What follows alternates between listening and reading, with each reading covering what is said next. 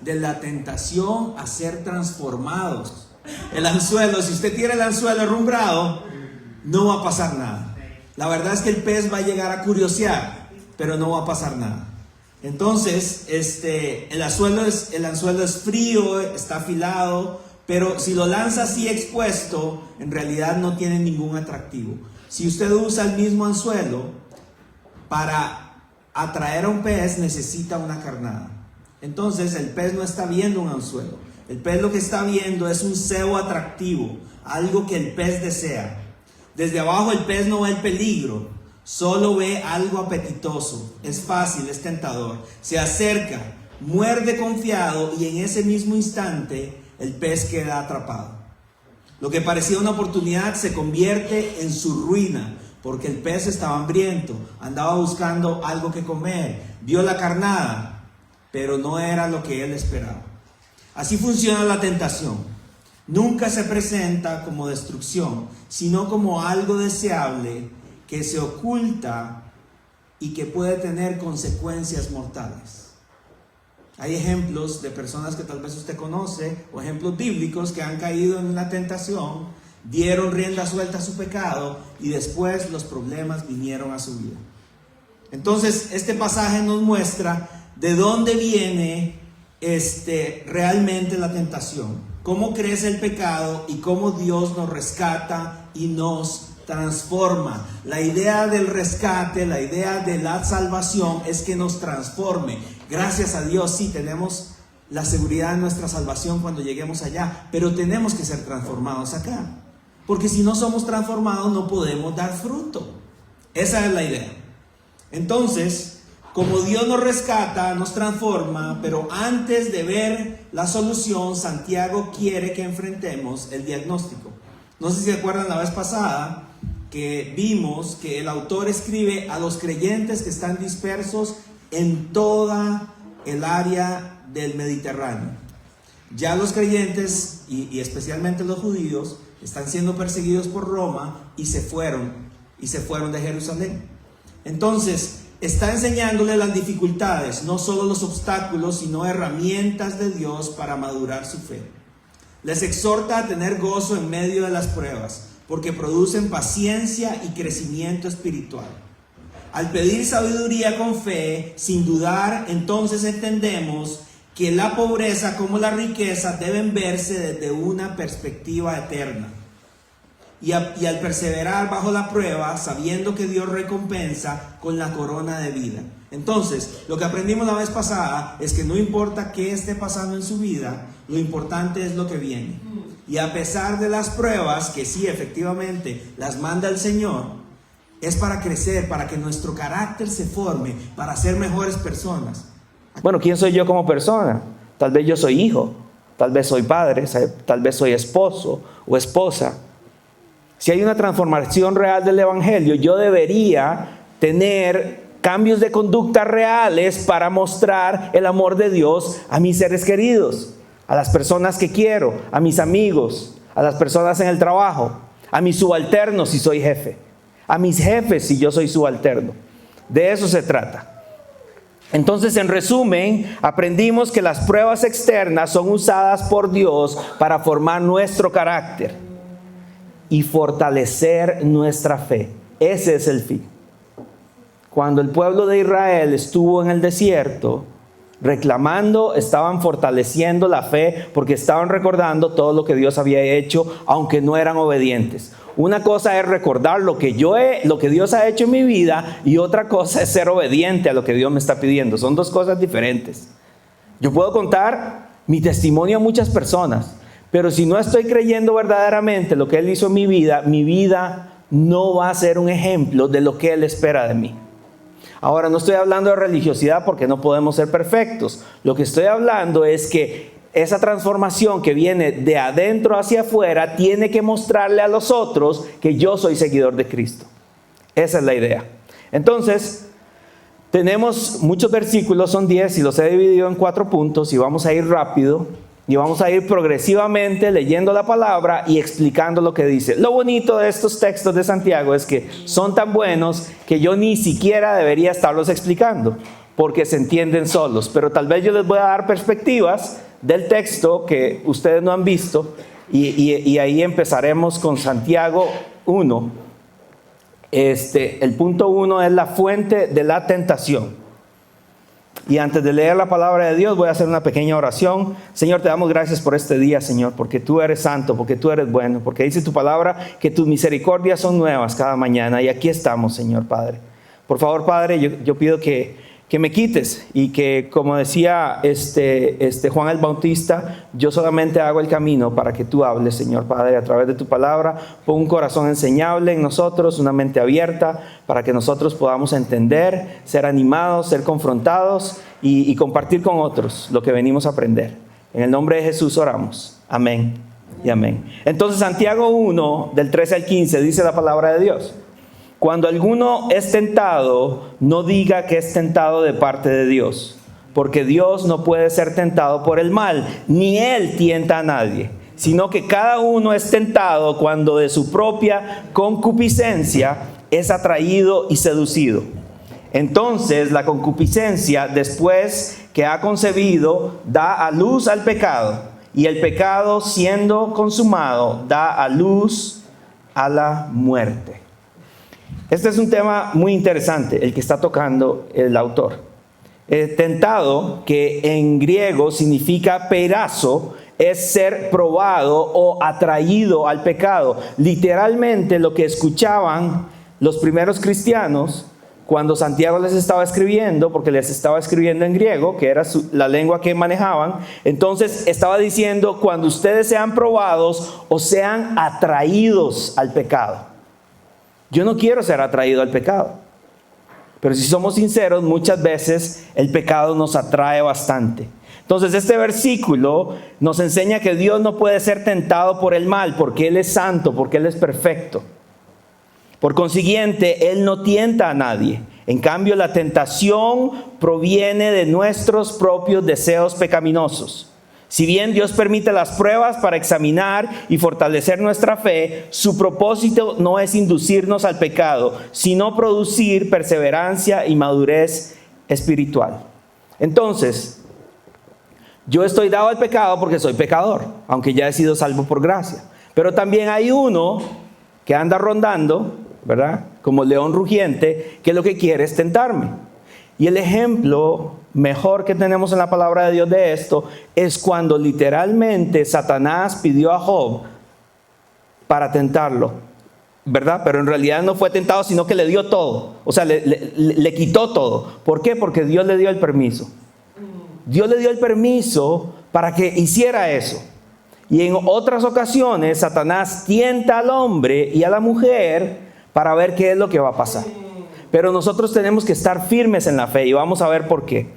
Dice ahí la concupiscencia, que es epidemia, que es un deseo fuerte o un deseo desordenado. Entonces, la concupiscencia lo que hace es que me lleva, después de que ha sido concebido, me lleva a hacerlo. Y vean cómo funciona. Es una progresión que hace el pecado y la tentación con nosotros. La progresión es: primero tenemos el deseo, después viene el pecado y después la muerte. Ahora, cuando habla de muerte es obviamente muerte espiritual, aunque hay pecados que me pueden llevar a la muerte física, pero aquí está hablando de una muerte espiritual. Recordemos que el pecado lo que hace es que nos separa de Dios. Entonces, cuando estamos separados de Dios, estamos espiritualmente muertos. Cuando se lleva a la práctica, se convierte en pecado. Y cuando el pecado ha madurado plenamente, desemboca en la muerte, lo cual significa, en última instancia, la separación eterna de Dios, aunque también puede acarrear consecuencias espirituales e incluso físicas. Porque cuando pecamos existen consecuencias en el mundo natural. Ahora, no todos los pecados, como dicen ciertas religiones, son diferentes. Porque el Señor dice que para mí el pecado es abominación. Eso es lo que dice Dios. Todo pecado es abominación. Cualquiera. Pero no es lo mismo que yo vaya a su casa y me robe su televisor. Lo que va a pasar es que me van a meter a la cárcel por un tiempo, que yo vaya y mate a alguien. Es el mismo pecado. Pero la consecuencia es diferente. La consecuencia del pecado es lo que me hace pagar en esta tierra. Entonces no es lo mismo que un hombre ande con otras mujeres a que un hombre le diga una mentira, como dicen algunos, blanca a su esposa. Porque seguramente la mentira blanca que le dijo, ¿ya buscaste el ketchup? Y él dijo que sí, no lo había hecho y ella se dio cuenta, ¿verdad? Puede ser algo que pueda pasar. No tuve tiempo de buscar el ketchup. Ok, está bien, yo lo hago, dice ella. Pero si él la encuentra con otras mujeres, pues será algo muy diferente. Entonces, nuevamente, el problema no es el pecado que estoy haciendo, ¿verdad? Es la consecuencia de ese pecado. Para mí, para las personas que están a mi lado. Porque igual podemos decir que pecamos todos los días, porque dice la palabra que hemos sido destituidos de la gloria de Dios. Todos nosotros. Pero por gracia y misericordia es que somos salvos. Entonces, la tentación tiene su origen en nuestros propios deseos pecaminosos y no en Dios. Y si no se refrena, sigue una progresión que la vemos ahí.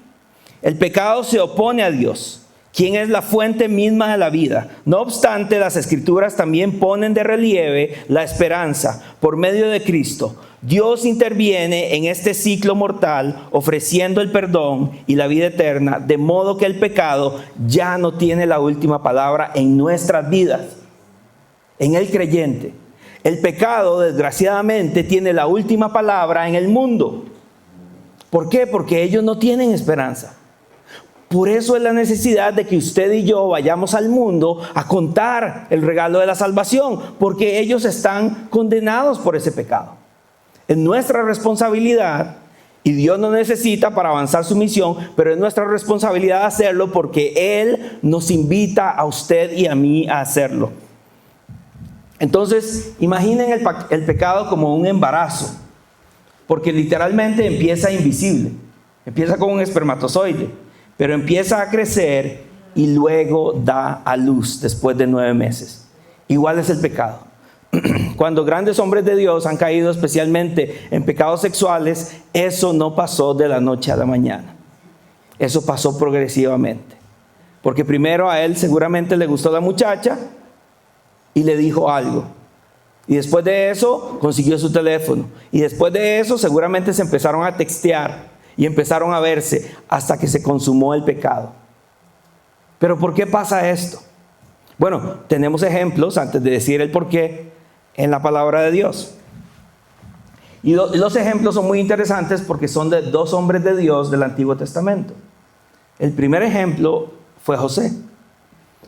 José ya había pasado un periodo de prueba largo en la cárcel, en la esclavitud, y llegó a la casa de Potifar.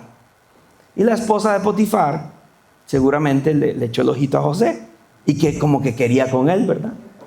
Y entonces dice que literalmente se ofreció a José y José salió huyendo. Y ella se dejó un pedazo de ropa. José salió huyendo y él se dejó un pedazo de ropa y él no sabía qué hacer.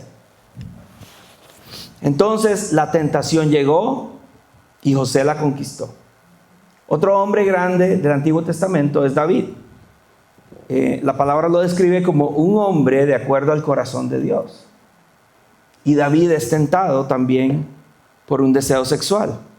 La única diferencia es que David sí actuó.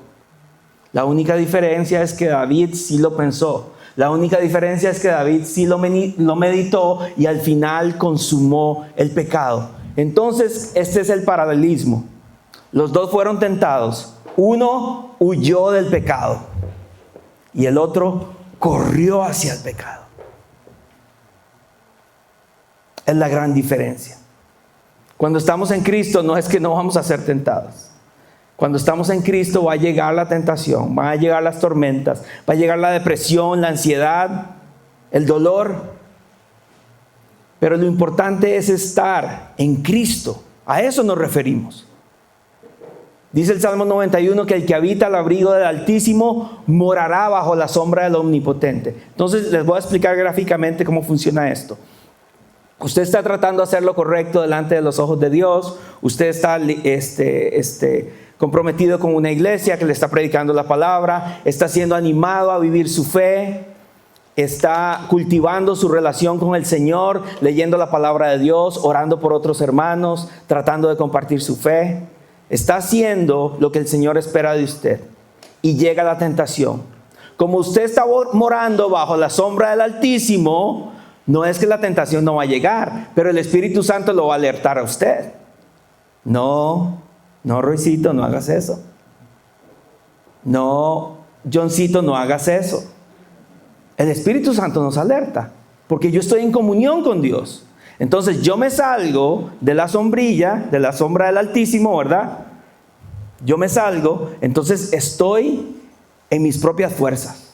Ahí estoy en mis propias... Entonces llega la tentación, y como yo no estoy morando bajo la sombra del Omnipotente, entonces yo estoy propenso a caer. Lo que nos dicen estas historias es que en el momento en que José fue tentado, él estaba habitando bajo la sombra del Omnipotente y pudo resistir al diablo. Cuando David fue tentado, aparentemente, si hacemos la lectura exegética de las Escrituras, entonces podemos deducir que en ese momento David no estaba habitando bajo la sombra del Altísimo. Entonces dice que el Espíritu Santo se contrista, y también dice Santiago más adelante que la única forma de resistir al diablo, en Santiago 4:17, dice, someteos pues a Dios, resistid al diablo y él huirá de vosotros. ¿Ok? Son 3 puntos. Yo me someto a Dios. Como estoy sometido, estoy morando bajo la sombra del Altísimo, ¿verdad? Llega la tentación y le puedo decir a Satanás que se vaya y él se va a ir.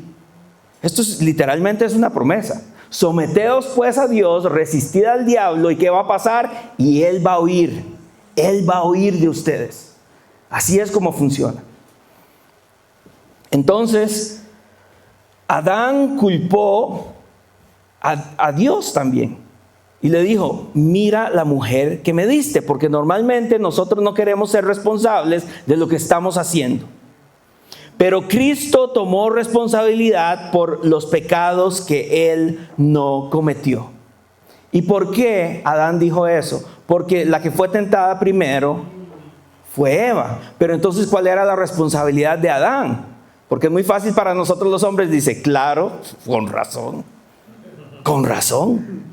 No le dijo un hermano un día, y obviamente esto es pecado lo que dijo, porque dijo, no le den responsabilidad a las mujeres porque ya sabemos lo que pasó en el Edén, dijo el hombre, ¿verdad? Pero entonces lo que está diciendo fue responsabilidad de ella. Pero como Adán estaba ahí, la responsabilidad de varón, protector del hogar, era prevenirla a ella de ni siquiera hablar con la serpiente. Pero él no lo hizo. Él se quedó viendo. Y al final terminó comiendo del mismo fruto.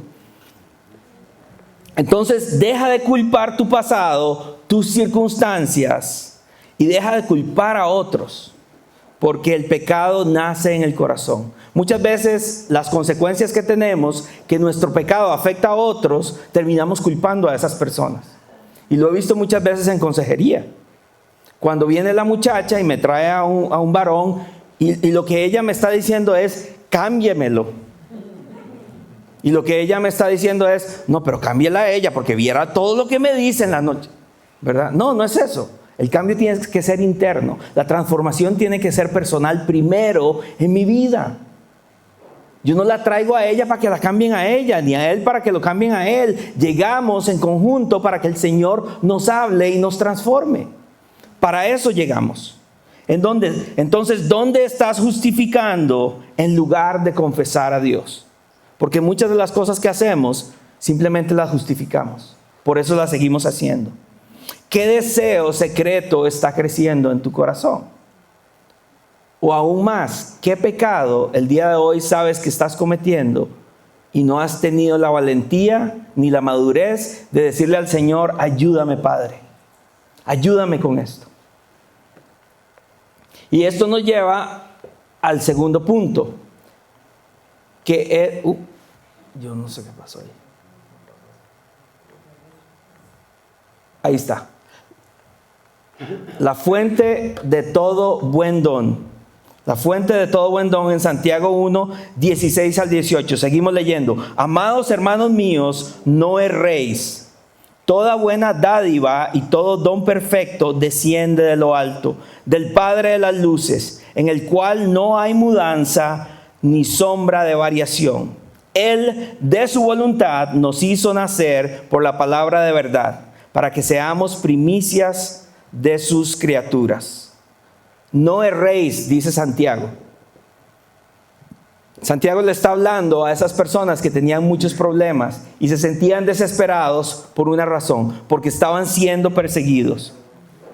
Lo que Santiago está diciendo cuando dice no erréis es no se desvíen.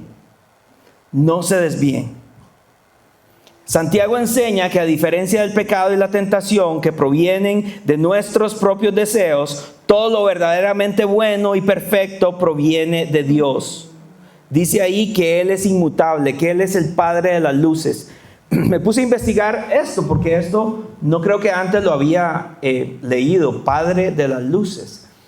Resulta que en el tiempo de Santiago, en ciudades como Éfeso y en Colosas y también en Grecia, había un nuevo Dios que decían que fue el Dios que específicamente creó los planetas, lo que ellos llaman las luces. A los planetas ellos le llamaban las luces. Entonces Santiago, para corregir la teología errónea, aquí lo que dice es esto: el Padre de las luces. Él es el Padre de las luces. No ese Dios que están adorando los paganos. Es el Dios mismo que es el Padre de las luces. Porque si nosotros el día de hoy, en nuestro contexto, nos preguntamos qué es el Padre de las luces, no podríamos saber por qué de las luces. Bueno, esta es la razón real. Culturalmente, ellos pensaban que las luces habían sido creadas, o sea, los planetas, por otros dioses. Pero Santiago está enfatizando lo que es. Y dice que Él siempre es bueno. Nunca es la fuente del mal ni de la tentación. Por el contrario, es inmutable. En teología hablamos de la inmutabilidad de Dios. Es una doctrina. Dios no cambia. Por eso esa frase trillada, pero cierta, es muy bonita porque Dios es el mismo de ayer, de hoy y de siempre. Él no cambia.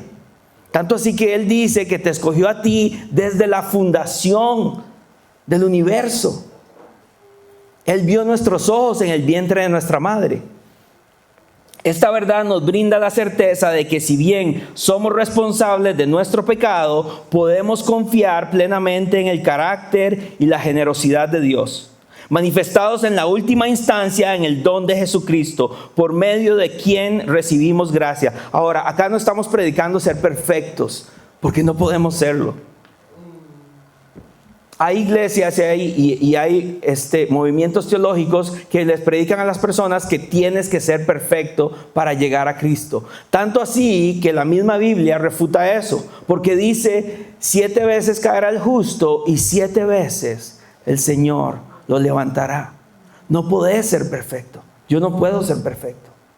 Pero si yo estoy habitando bajo la sombra del Altísimo, cuando me arrepiento, cuando reconozco mi pecado y le digo, Señor, he pecado contra alguien, entonces la gracia del Señor me va a ayudar y yo continúo. Así es como funciona. No estamos hablando de perfección porque nos vamos a equivocar, porque vamos a tener problemas, porque la palabra dice que en este mundo tendremos aflicciones y esas aflicciones muchas veces van a hacer que nos equivoquemos en nuestras decisiones. Entonces, Dios no cambia de humor. No es que un día es gracioso y otro día está triste y otro día está feliz. Y hoy, como andaba enojado, decidió castigarte. Eso no pasa. Dios es inmutable. Entonces, Dios crea por su palabra y ahora da vida nueva por su palabra. Toda bendición viene de Dios y tu salvación viene de Dios. Dice que el gozo del Señor es mi fortaleza. Entonces, esa salvación que yo tengo es el gozo que debe entrar en mi alma para yo seguir viviendo, para yo seguir haciendo las cosas de acuerdo a la voluntad de Dios. Para que si yo me equivoco, sé lo que tengo que hacer. Porque si yo hago algo en contra de alguien, tengo que pedir perdón. Y es lo más difícil. Pero el Señor nos pone eso en el corazón en el tiempo adecuado y nosotros debemos ser obedientes. Vean lo que dice el pastor Matthew Henry. todo lo bueno en nosotros y por nosotros viene de Dios. Entonces alguien podría decir, entonces todo lo malo viene del diablo. No, no metamos al diablo aquí en la ecuación. Todo lo malo viene de nosotros, porque nosotros tenemos una naturaleza pecaminosa. Es simple, no tenemos que pensarlo tanto. Estamos dispuestos a pecar y a darnos concesiones en nuestra vida y a comprometer nuestro caminar con Cristo, porque muchas veces no estamos caminando ni estamos habitando bajo la sombra del Omnipotente. Mientras el pecado da muerte, Dios da un nuevo nacimiento. Nos hizo nacer por la palabra de verdad que está en el Evangelio. Dios crea por su palabra. Entonces la pregunta es, ¿te enfocas más en lo que te falta o en lo que Dios te ha dado el día de hoy? ¿Ves tu salvación como obra de Dios o como tuya? ¿En dónde están tus pensamientos y tu vida? ¿En qué te estás enfocando el día de hoy? Y eso es algo que usted lo tiene que hacer sinceramente delante de Dios y entender que si usted no está viviendo para su gloria, usted tiene que hacer algo al respecto. Y tiene que pedir ayuda. Vean lo que dice el próximo punto, el 3, la actitud hacia la palabra. Por esto, mis amados hermanos, todo hombre sea pronto para oír, tardo para hablar, tardo para airarse, porque la ira del hombre no obra la justicia de Dios. Por lo cual, desechando toda inmundicia y abundancia de malicia, recibid con mansedumbre la palabra implantada, la cual puede salvar vuestras almas. No hay mucho que explicar ahí, pero dice pronto para oír, dispuesto. Eso habla de una disposición. Tardo para hablar. Vean esto. Dominio propio. Tardo para airarse. Tener autocontrol de nosotros mismos. Y tener mansedumbre. Tener humildad. Esto no es fácil. Pero nos está diciendo, a través de lo que Santiago le está diciendo a estos hermanos, que nosotros sí lo podemos hacer, porque está diciendo, tienes que ser pronto para oír, pero generalmente yo no quiero escuchar, yo quiero hablar. Y cuando nosotros ofendemos a alguien es porque generalmente no pensamos antes de hablar, sino que simplemente decimos lo que estamos pensando. Por eso tenemos problemas regularmente. Entonces tenemos que ser prontos para oír, tardos para hablar, tardos para airarse, en mansedumbre. Ser mansos no significa que tenemos que ser como ovejas. Ser mansos significa que tenemos que tener un carácter como Cristo, para saber cuándo callar en humildad, para saber cuándo pedir perdón en humildad, para saber cuándo hacer las cosas que el Señor quiere que yo haga en mi familia, en mi trabajo, con mis seres queridos, con las personas que conozco. Escuchar atentamente antes de hablar nos ayuda a adquirir sabiduría, evitar el pecado y mantener relaciones sanas. Mientras que las palabras pueden causar gran daño, ya que la lengua tiene poder para corromper y destruir. Eso lo he visto yo en mi vida, porque yo antes de conocer a Cristo era una persona muy enojona. Incluso a veces se me sale todavía. Gracias a Dios me puso a mi esposa que me lo está diciendo constantemente. Pero antes de Cristo yo era una persona amargada. Yo no tenía paciencia con las personas. En la empresa yo solo quería que las personas llegaran a trabajar y que no hablaran, que no dijeran nada. Produzcan para que ustedes hagan dinero y la empresa haga dinero. Ese era el fin. Porque el fin a veces justifica los medios. Entonces yo, siendo una persona enojona, amargada, no entendía cuál era el sentido de la vida. Ahora en Cristo es diferente. La Escritura nos anima a escuchar a personas sabias, piadosas y con autoridad, y practicar una escucha activa y respetuosa que fomente la comprensión y una mejor comunicación.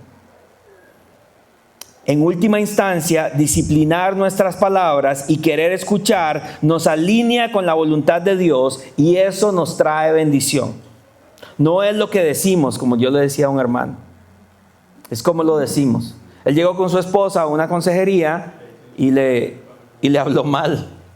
Entonces él le habla mal a ella delante mío. Y ella da pie para decir, ve pastor, se lo dije, véalo.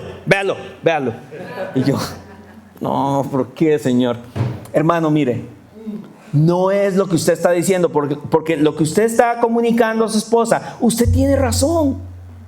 Porque usted siente esa presión de ella que ella no debería ejercer. El problema no es lo que estás diciendo, es cómo lo estás diciendo. Controla el tono y ella va a entender. No es tan difícil, pero a nosotros nos cuesta, porque nos dejamos ir. ¿Por qué? Porque no somos prontos para oír, porque no somos tardos para hablar.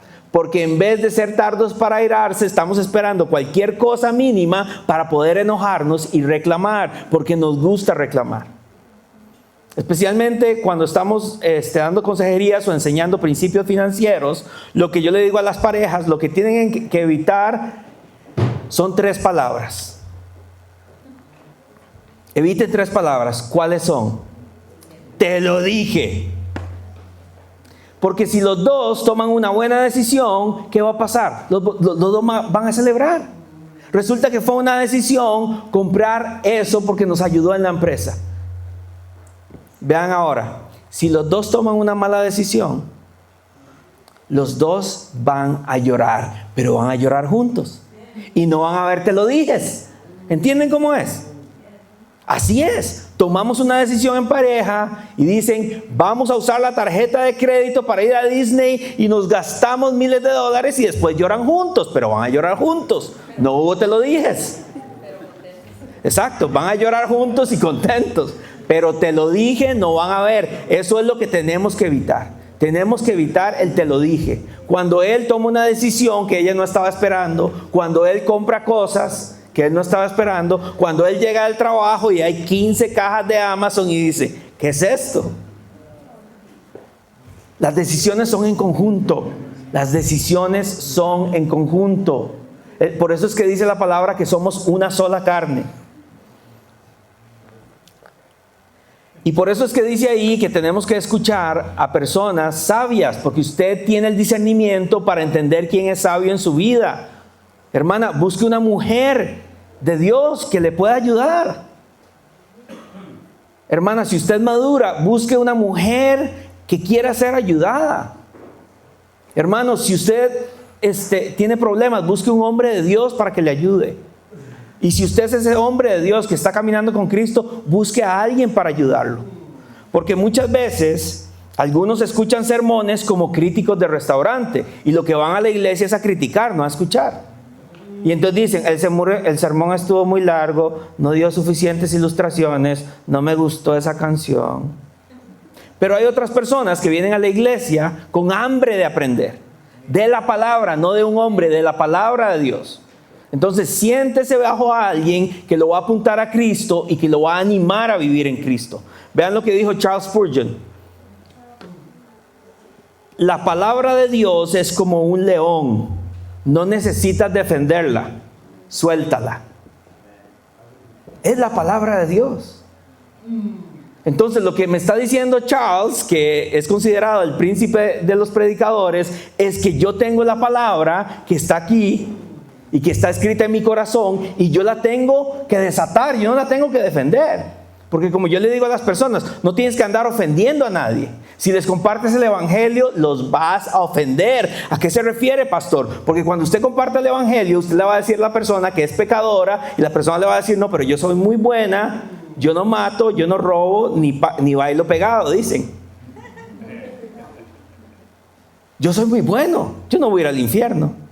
Bueno, pero como ya sabemos, el infierno va a estar lleno de buenas personas, porque para ir al cielo no se requiere que yo sea bueno ni perfecto. Para ir al cielo se requiere que yo crea en la persona que sí fue buena y que sí fue perfecta y que nos ofreció la salvación. ¿Quién dice amén a eso? Amén. Así es, porque la salvación depende de Dios, no depende de mí.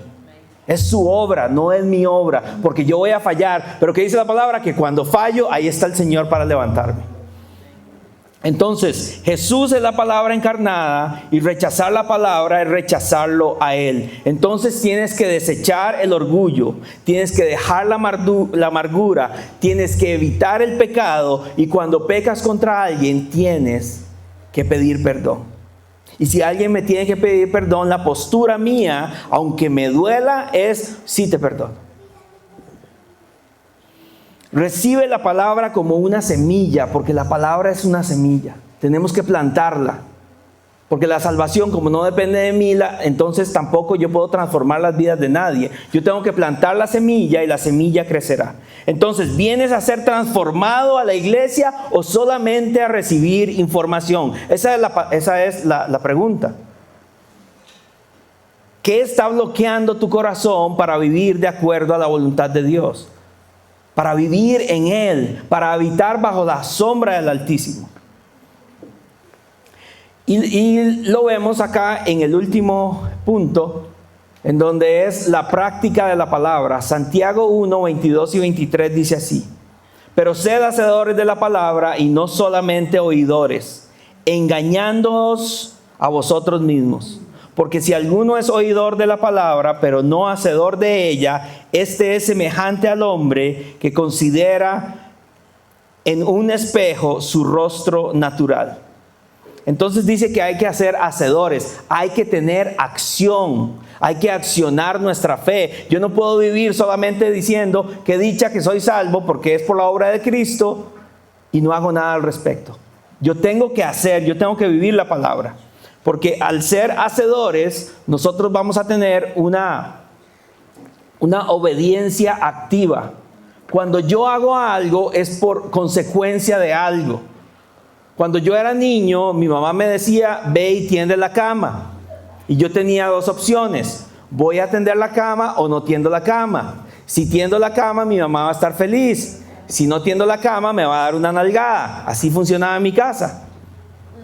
Entonces yo decidía qué hacer. Oidores, no ser pasivos, ni tampoco engañándonos a nosotros mismos, porque eso es una falsa espiritualidad. Porque usted, hermano y hermana, se puede saber la mitad de la Biblia, pero si usted no vive su fe y si no vive lo que dice esa información, de nada le vale. De nada le vale, porque eso quiere decir que no hay ninguna transformación. Entonces, cuando dice ahí, sed hacedores de la palabra, Santiago enseña que la fe verdadera se demuestra con acciones, no solo escuchando. Los hacedores responden la palabra de Dios con obediencia constante, permitiendo que transforme su corazón y su conducta.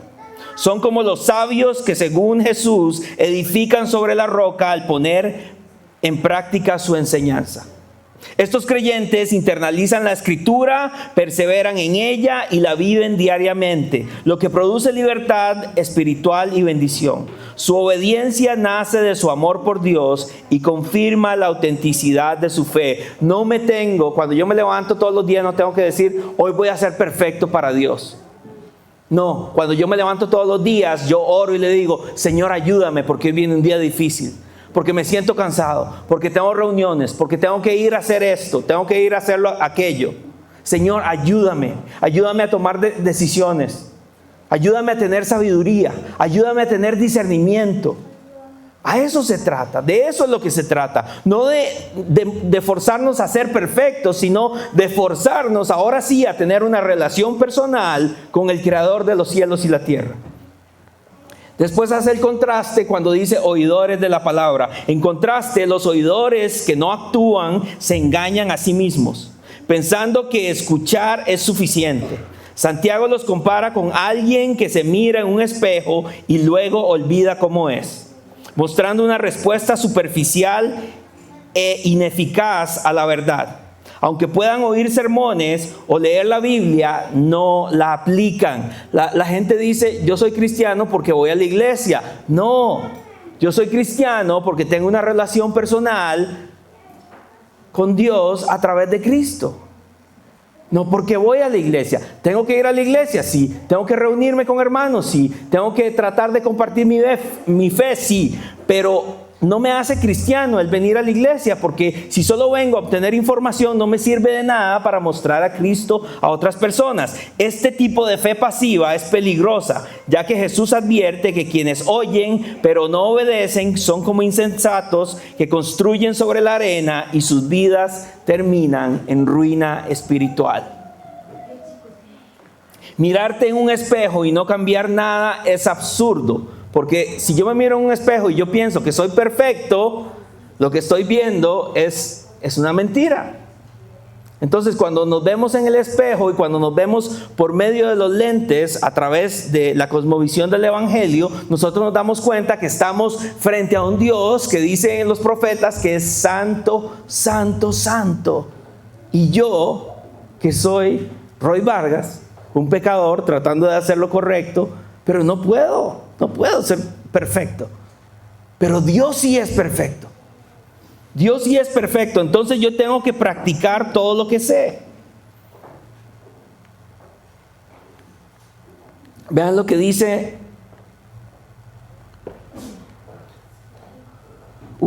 Tengo un problemita ahí. ¿Me la pasas, Joxan?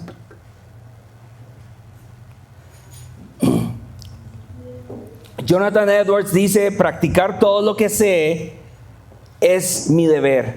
Practicar todo lo que sé es el deber que yo tengo. Decirle a mi hijo: no seas malcriado con tu mamá, y yo soy un malcriado con mi esposa, con mi mamá, no tiene sentido. Porque nosotros tenemos que ser capaces de decir lo que pensamos y hacer lo que decimos. Sí podemos ser capaces de ser consecuentes entre nuestros pensamientos y lo que queremos hacer. Entonces, no solo escuches, tienes que obedecer. ¿Qué sabes pero no practicas el día de hoy? ¿Qué sabes que tienes que hacer pero no practicas el día de hoy? ¿Dónde está la incoherencia en tu vida? Si vas al doctor y el doctor te dice, como me dijeron a mí un día, tienes diabetes y estás mal y tienes que empezar a hacer ejercicio. Pero yo no quería hacer ejercicio, porque no quiero dejar de comer helados, ni donas, ni chocolates, porque son muy ricos. Porque literalmente yo les digo que yo tenía una adicción al azúcar. Pero entonces yo sabía que tenía que hacer cosas y no las hacía hasta que llegó el punto en donde el doctor me dijo: tienes que cambiar tu estilo de vida. Entonces, ante esa realidad de lo que estaba pasando en mi cuerpo, yo tuve que cambiar todo lo que estaba haciendo. Entonces hay cosas que tenemos que cambiar y no queremos cambiarlas. Ahora vamos a ver las aplicaciones. Ahí está, la primera. Entonces, después de este texto tan rico que Santiago le está escribiendo a todos los judíos que están dispersos en todo el Mediterráneo, el día de hoy nosotros también podemos sacar aplicaciones para nuestra vida, y están en la misma palabra. Busca un corazón transformado cada día. Vean lo que dice David, Salmo 51:10. Crea en mí, oh Dios, un corazón limpio y renueva un espíritu recto dentro de mí. Esta oración de David a su Creador es nuestra oración también. Pídele a Dios que limpie tu interior y renueve tu carácter para vivir en obediencia sincera. Número 2, cultiva gratitud. El agradecimiento produce contentamiento.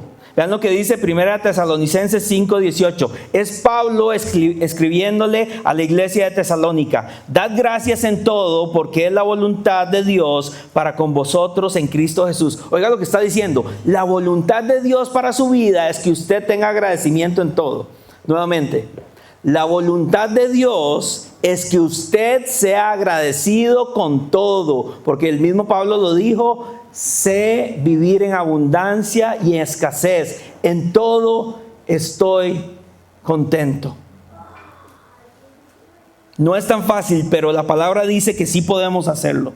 Decide dar gracias a Dios siempre, confiando en que Él obra incluso en medio de las dificultades. Esto es una máxima de la Biblia. ¿Cuántas historias no tenemos de hombres y mujeres que han tenido dificultades y vemos al Señor obrando ahí? Y la número 3, Vive lo que ya sabes de Dios. Esto es sentido común. Vean lo que dice Juan 13:17. Si sabéis estas cosas, bienaventurados seréis si las hiciereis. Literalmente lo que está diciendo es, si usted sabe lo que dice aquí, vas a ser bienaventurado. Si las haces, porque nuevamente yo me puedo parar aquí y dar muchas prédicas. Y yo puedo liderar un estudio bíblico, usted puede ir a animar a los hermanos con la palabra, pero si usted no es consecuente entre lo que dice y lo que hace, no va a ser bienaventurado. Eso es lo que dice ahí. Bienaventurado el que sabe estas cosas y las hace. Esa es la bienaventuranza. No le llega a todos, le llega a los que están haciendo estas cosas. ¿Cuáles? Las que están aquí. Las que dice el pastor, no. Las que dice la iglesia, no. Las que dice la palabra de Dios. Esas son las cosas que hay que hacer. La verdadera bendición viene cuando obedeces la verdad que has aprendido, no solo cuando la conoces. No solo conocer la palabra de Dios, es actuar y vivir una fe que impacte a otras personas. Entonces, ¿recuerdan el anzuelo? Ahora imaginen que el pez ha aprendido a discernir. Se acerca al cebo, lo observa, pero no se deja llevar por el impulso. Hay algo que no encaja aquí, algo que le advierte que hay peligro. Decide no morder y se aleja, perseverando su vida. De la misma manera, Dios nos llama a ver más allá de la apariencia del pecado. Aunque el cebo luzca atractivo, sabemos que hay detrás, que hay un anzuelo.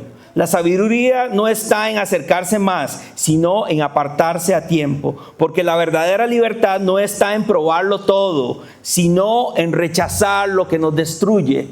Eso es lo que trae la transformación. Entonces tenemos dos caminos: deseo y pecado.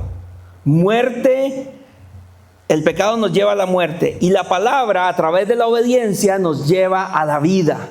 Eso es lo que tenemos que entender.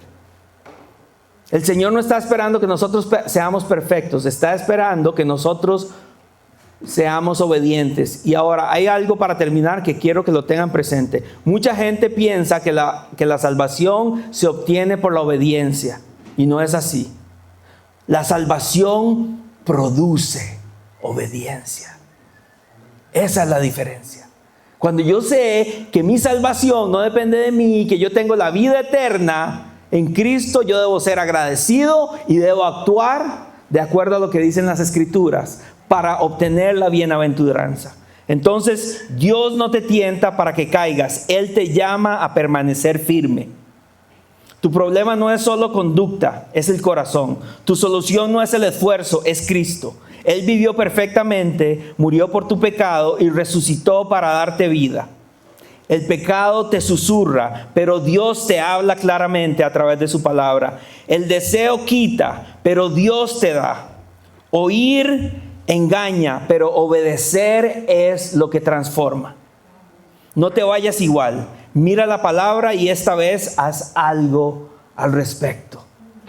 Dios está esperando que nosotros hagamos algo al respecto y vivamos para su gloria. Y vivamos para impactar a las personas que están a nuestro alrededor con el regalo que ya tenemos en nuestro corazón. Ahora, hermanos, les pido que se pongan de pie y adoremos al Dios que nos llama a tener obediencia, al Dios, al Padre de los cielos, que nos llama a vivir una vida de acuerdo a su voluntad.